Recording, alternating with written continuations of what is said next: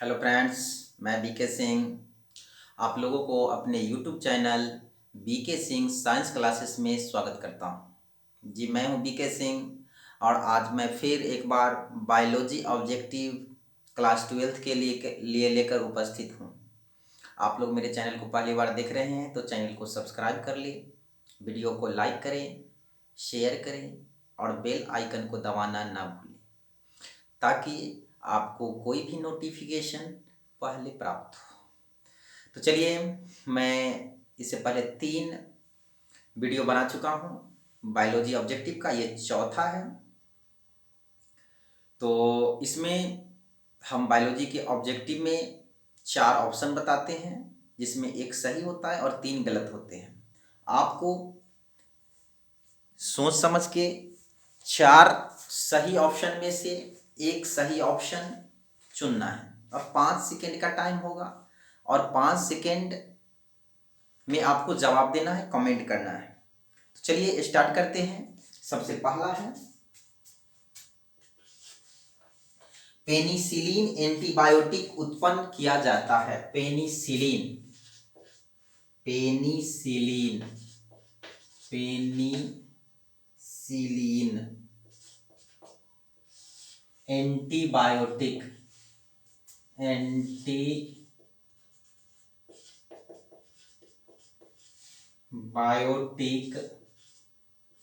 Penicillin antibiotic उत्पन्न किया जाता है।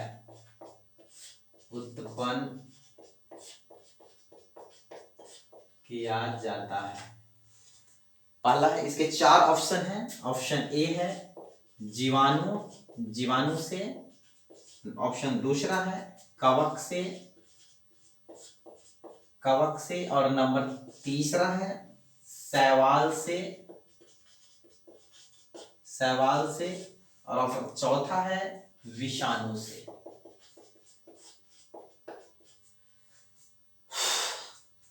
आपके पास 5 सेकेंड का टाइम है, जल्दी बताइए। चलिए हम बताते हैं, आप लोग मिलाएंगे। पेनिसिलिन नामक एंटीबायोटिक जो होता है वह पेनिसिलियम नामक कवक से प्राप्त होता है। कवक का एक वैरायटी है पेनिसिलियम, अर्थात इसका आंसर होगा कवक। चलिए अगला है क्वेश्चन, मानव रक्त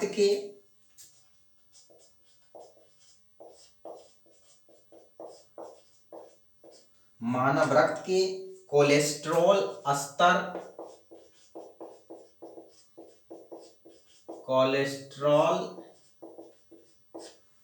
स्तर को घटाने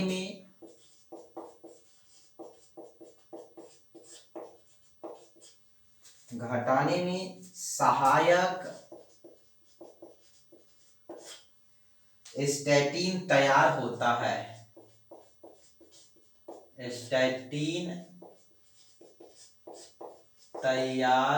होता है। मानव स्तर में जब कोलेस्ट्रॉल, फैट ज्यादा खाने से कोलेस्ट्रॉल बढ़ जाता है तो वह जो है किस दवाई द्वारा घटता है। चलिए इसका आंसर हम आप लोगों को बताते हैं, जीवाणु से। ऑप्शन बी है शैवाल से। ऑप्शन सी है विषाणु से। ऑप्शन डी है आपका ईस्ट से। ईस्ट यानी कवक ही है। चलिए आपका आंसर बताइए।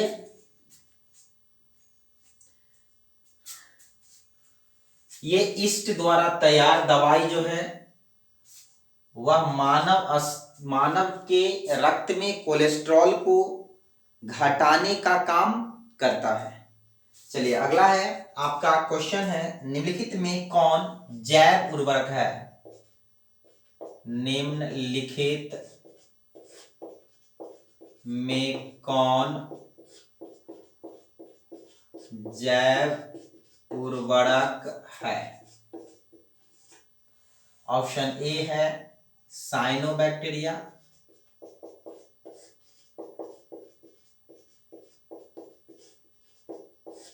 नंबर बी है माइकोराइजा, माइकोराइजा। ऑप्शन जी है सहजीवी जीवाणु, और ऑप्शन डी है ऑल ऑफ देम, यानी इनमें से सभी।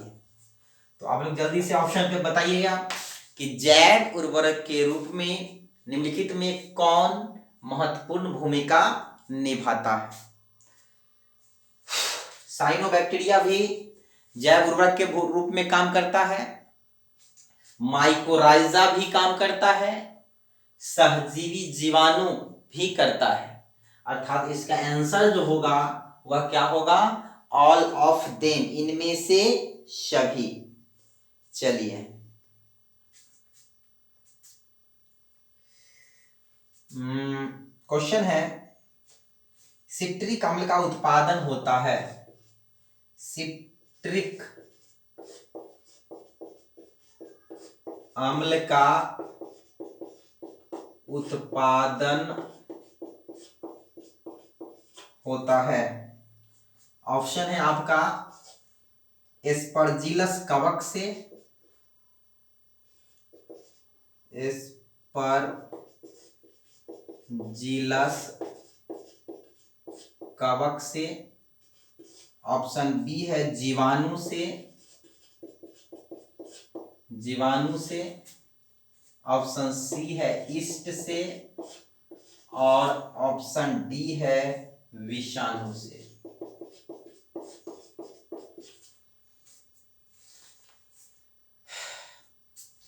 जल्दी बताइए, इसका आंसर होगा एस्परजिलस कवक से सिट्रिक अम्ल का उत्पादन होता है। जो भी बच्चे ऑप्शन दे रहे हैं वह भी सही है। चलिए अगला है कवक एवं उच्च कुल के पौधे, कवक एवं उच्च कुल के पौधे, पौधों लिखेंगे, उच्च कुल के पौधों की जड़ें, जड़ों के बीच सहजीवी संबंध को क्या कहते हैं।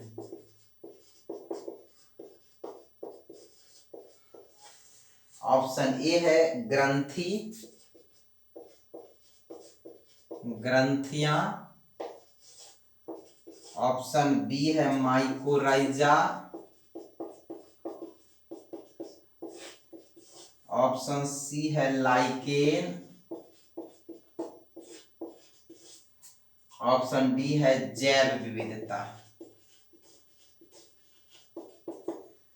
चलिए 4 ऑप्शन है आपके पास, दिख रहा है ना, तो उसमें से बताएंगे कि इसका आंसर क्या होगा। चलिए 5 सेकेंड खत्म, 5 सेकेंड में नहीं दे पा रहे हैं आप लोग। इसका आंसर होगा माइकोराइजा। माइकोराइजा कहते हैं उच्च कुल एवं कवक के बीच सहजीवी संबंध को। लाइकेन जो होता है कवक और शैवाल के बीच सहजीवी संबंध होता है, और ये यहां पर ये कहलाएगा माइकोराइजा। चलिए छठा है आपका, दूध से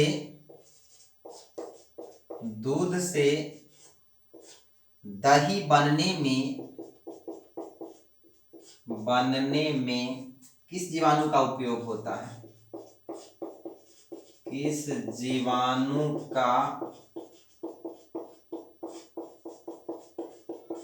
उपयोग होता है। ऑप्शन ए है क्लास्ट्रीडियम,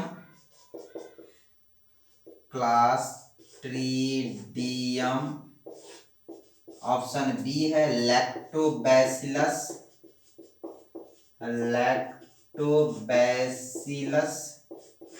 ऑप्शन सी है माइकोकोकस,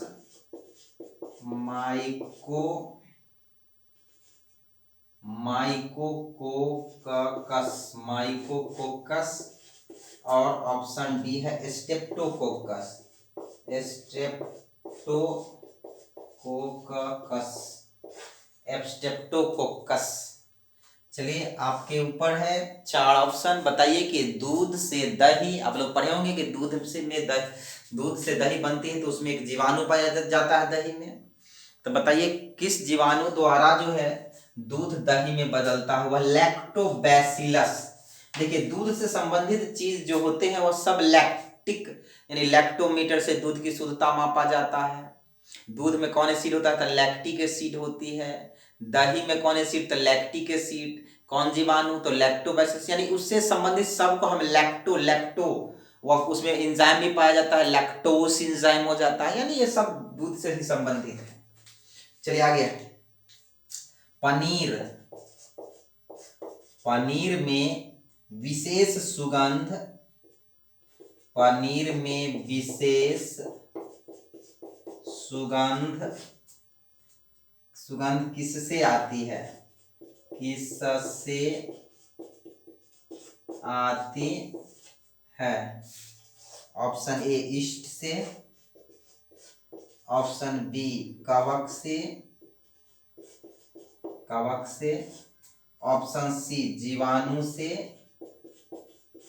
ऑप्शन डी विषाणु से।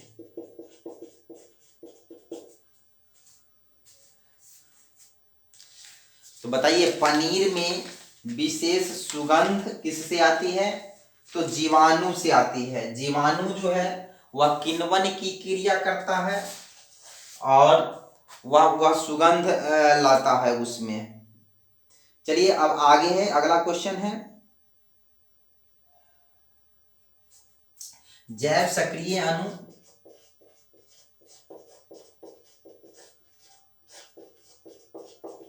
जैव सक्रिय अणु साइक्लोएस्पोरीन,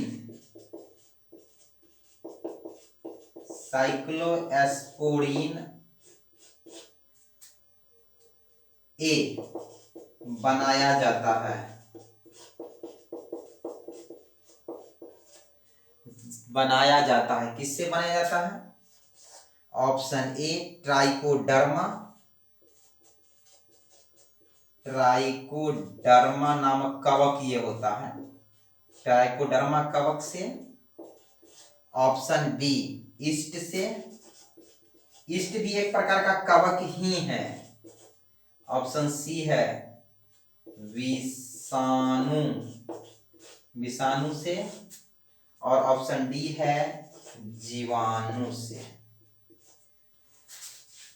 तो जल्दी जवाब दीजिए आप लोग। जैव सक्रिय अणु साइक्लोएस्पोरीन किससे बनाया जाता है? ट्राइकोडर्मा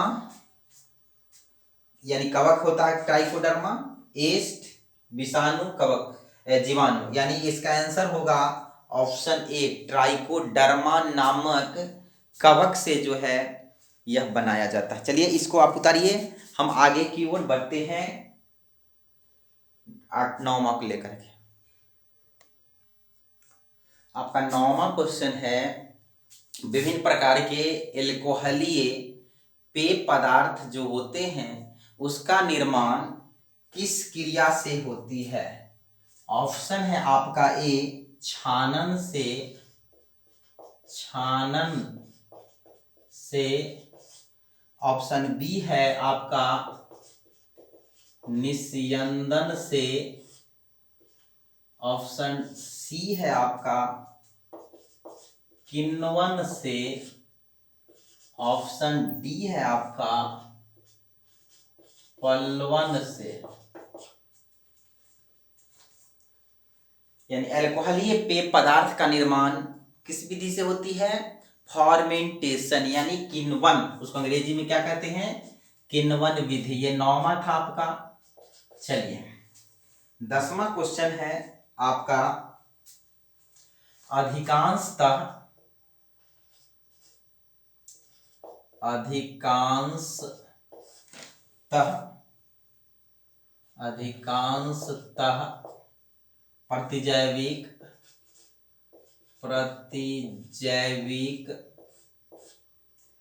प्रतिजैविक किससे तैयार किए जाते हैं? किससे तैयार किए जाते हैं? ऑप्शन ए है कवक से, कवक से। ऑप्शन बी है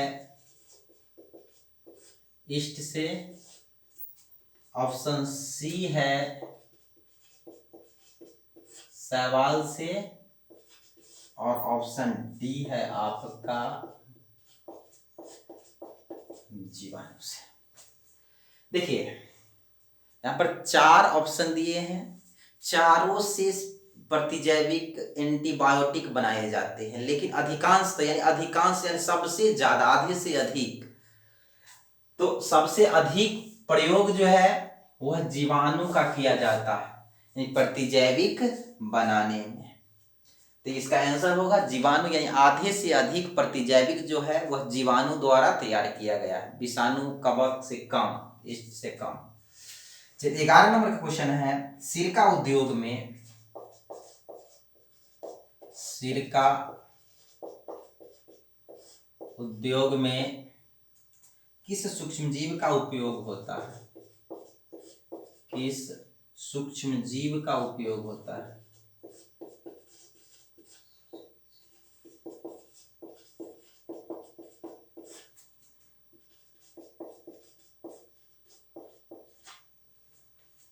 किस सूक्ष्मजीव का उपयोग होता है? ऑप्शन है आपका क्लास्ट्रीडियम, क्लास्ट्रीडियम। ऑप्शन बी है आपका एसिटोबैक्टर।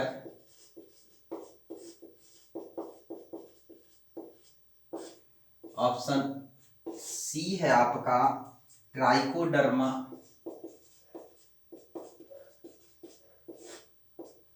और ऑप्शन डी है आपका स्ट्रेप्टोकोकस।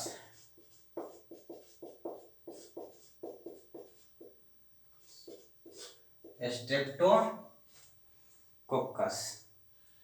सिरका जिससे अचार तैयार किया जाता है, चटनी तैयार किया जाता है, उसमें किसका उपयोग किया जाता है? एसिटोबैक्टर का प्रयोग किया जाता है। चलिए अगला है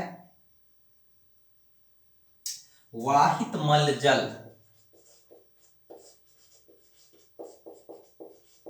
वाहित मलजल के प्राथमिक उपचार में किन क्रियाओं का उपयोग होता है? किन क्रियाओं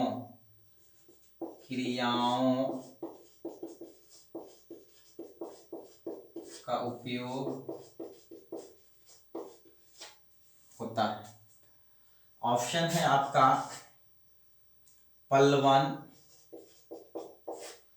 ऑप्शन बी है आपका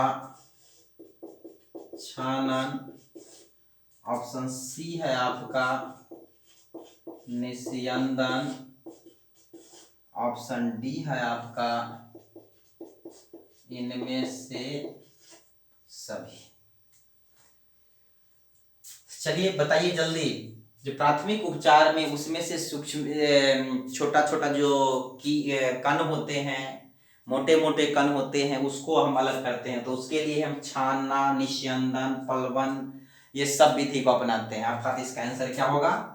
डी। चलिए अगला है वाहित मलजल। वाहित मलजल से ही क्वेश्चन है। वाहित मलजल के द्वितीय उपचार, द्वितीय उपचार,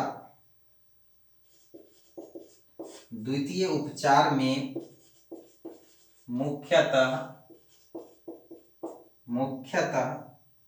किसकी आवश्यकता होती है? किसकी आवश्यकता होती है। आप लोग जानते होंगे कि प्राथमिक उपचार के बाद पानी को टंकी में ले जाया जाता है, उसके बाद उसमें कुछ उगाया जाता है। अगर ऑप्शन ए, ऑप्शन बी है आपका। पहला है ऑप्शन ए जीवाणु ईस्ट, दूसरा है विषाणु, तीसरा है जीवाणु, चौथा है आपका कवक। तो बताइए कि उसमें क्या उगाया जाता है कि वह जो है शुद्ध हो जाता है पानी पीने लायक। उसमें जीवाणु उगाया जाता है। चलिए अब 14वां क्वेश्चन है, जैव प्रौद्योगिकी जैव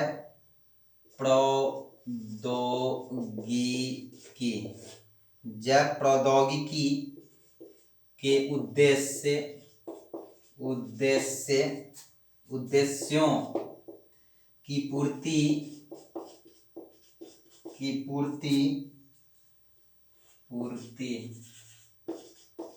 पूर्ति में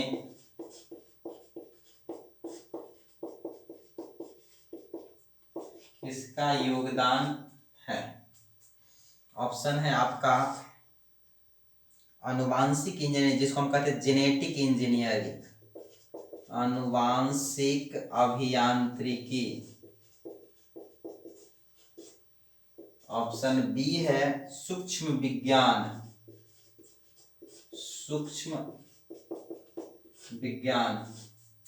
ऑप्शन सी है आपका आणविक विज्ञान। ऑप्शन डी है इनमें से सभी। चलिए आपके पास 4 ऑप्शन है, बताइए कि बायोटेक्नोलॉजी के उद्देश्यों की पूर्ति में सबसे अधिक किसका योगदान है। तो बायोटेक्नोलॉजी में genetic engineering, micro organism, molecular biology और माइक्रोबायोलॉजी सबका है, लेकिन सबसे अधिक किसका है। तो चलिए बताते हैं। सबसे अधिक जो है मॉलिक्यूलर बायोलॉजी का सबसे अधिक योगदान है, अर्थात इसका हिंदी आंसर होगा आणविक विज्ञान। चलिए अगला है, आनुवांशिक इंजीनियरिंग को क्या कहा जाता है। आनुवांशिक अभियांत्रिकी, हिंदी में अभियांत्रिकी को क्या कहा जाता है, क्या कहा जाता है। ऑप्शन है आपका पुनर्योगज डीएनए, पुनर्योगज डीएनए।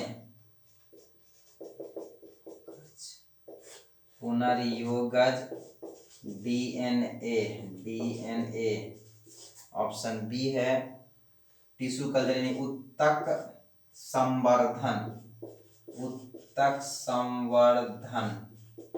ऑप्शन सी है आपका क्लोनिंग वेक्टर, क्लोनिंग संवाहक। ऑप्शन डी है आपका अनुप्रवाह संसाधन। चलिए जल्दी ऑप्शन आपके सामने है, जल्दी से जवाब दीजिए। चलिए हम बताते हैं, इसका आंसर होगा पुनर्योगज डीएनए, यानी एक डीएनए और दो दूसरा डीएनए को काट करके जोड़ दिया जाता है, उसको पुनर्योगज डीएनए, अंग्रेजी में इसको रिकम्बिनेंट डीएनए कहते हैं, और यह प्रक्रिया रिकम्बिनेंट डीएनए टेक्नोलॉजी भी कहलाती है। चलिए अगला है, डीएनए को देखने के लिए किसका प्रयोग किया जाता है, किसका प्रयोग किया जाता है।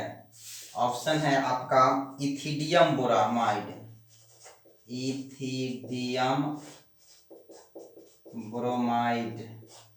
ऑप्शन बी है आपका एनिलीन ब्लू। ऑप्शन सी है आपका सेफ्रेनिन, सेफ्रेनिन। ऑप्शन डी है फास्ट ग्रीन, फास्ट ग्रीन। चलिए बताइए कि डीएनए को देखने के लिए क्या उस सॉल्यूशन में, उस विलियन में मिलाया जाता है। आपका आंसर होगा इथिडियम ब्रोमाइड। इतना उतारिए, फिर हम आगे बढ़ते हैं। चलिए अब है 17वां क्वेश्चन आपका। 17वां क्वेश्चन है, कौन सा एंजाइम उच्च ताप पर भी सक्रिय रहता है। कौन सा एंजाइम सक्रिय ताप पर भी, सॉरी, उच्च ताप पर भी, उच्च ताप पर भी सक्रिय रहता है। ऑप्शन है आपका सेल्यूलेज, सेल्यूलेज। ऑप्शन डी है पेक्टेनेज, पेक्टेनेज। ऑप्शन सी है आपका टैक पॉलीमेरेज।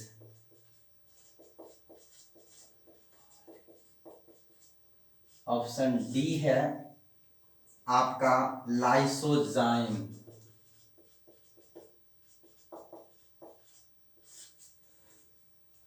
तो बताइए इसमें से कौन सा एंजाइम जो है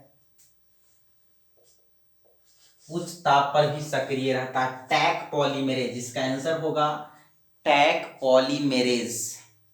चलिए अगला है, इनमें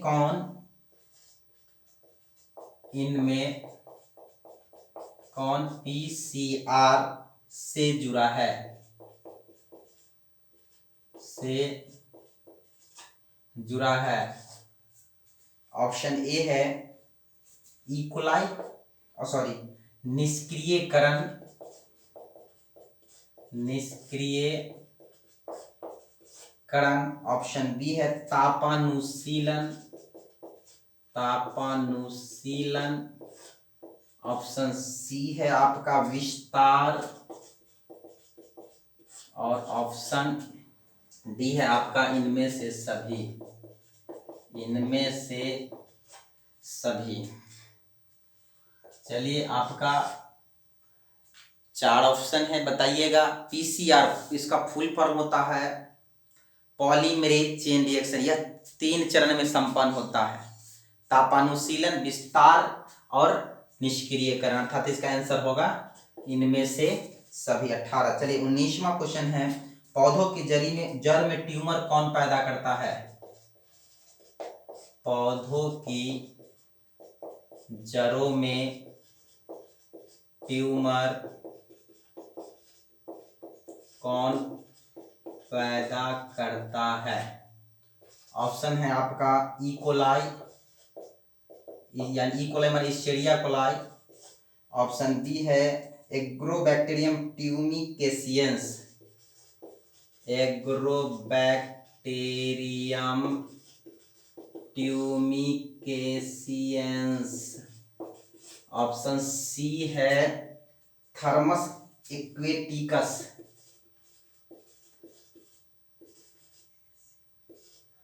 एक्वेटिकस।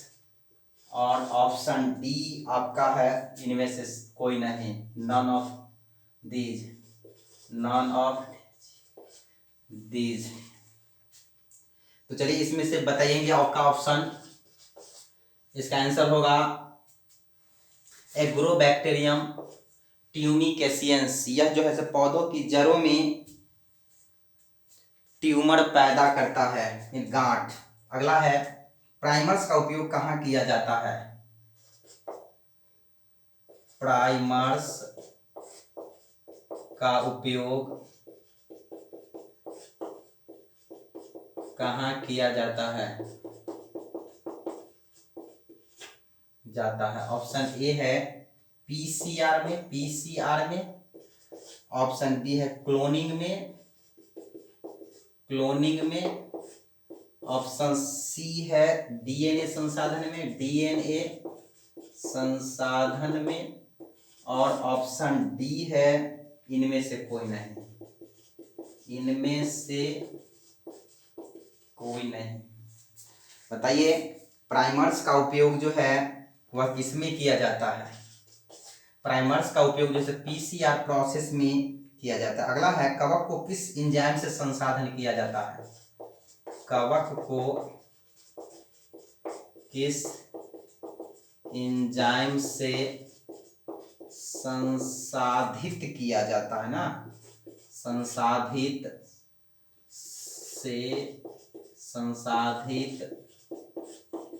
किया जाता है। ऑप्शन है आपका ए काइटिनेज लाइसोजाइम, ऑप्शन बी है लाइसोजाइम, ऑप्शन सी है सेलुलेज,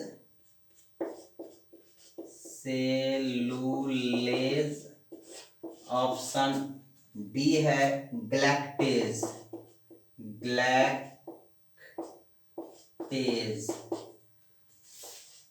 चलिए बताइए कवक को काइटिनेज एंजाइम से संसाधित किया जाता है, कवक को काइटिनेज एंजाइम से संसाधित किया जाता है। चलिए एगारोज किससे प्राप्त किया जाता है? किससे प्राप्त किया जाता है? ऑप्शन है आपका समुद्री घास से,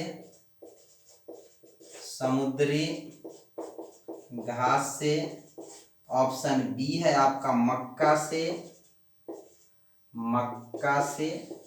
ऑप्शन सी है आपका साइकस से, ऑप्शन डी है आपका हाइड्रिला से। चलिए आपके पास 4 ऑप्शन है, बताएंगे जल्दी। तो एगारोज समुद्री घास से प्राप्त किया जाता है। अगला क्वेश्चन है एगारोज का प्रयोग किसमें किया जाता है? चलिए तो आपका 4 ऑप्शन है, मेरे क्वेश्चन है एगारोज का प्रयोग किसमें किया जाता है? ऑप्शन इलेक्ट्रोफोरेसिस में, जीन क्लोनिंग में, डीएनए को देखने में, और प्लाज्मिड को काटने में। तो इसका आंसर आप लोग दीजिए, इसका आंसर होगा इलेक्ट्रोफोरेसिस में। चलिए अगला 23 नंबर क्वेश्चन, 24वां क्वेश्चन है आपको बायोप्लास्टिक या जीन गन का उपयोग किसमें किया जाता है? फिर से समझेंगे, बायोप्लास्टिक या जीन गन का उपयोग किसमें किया जाता है? आंसर है प्लाज्मिड को काटने में, कटे डीएनए को जोड़ने में, डीएनए पर कोशिका को प्रवेश कराने में। आंसर हो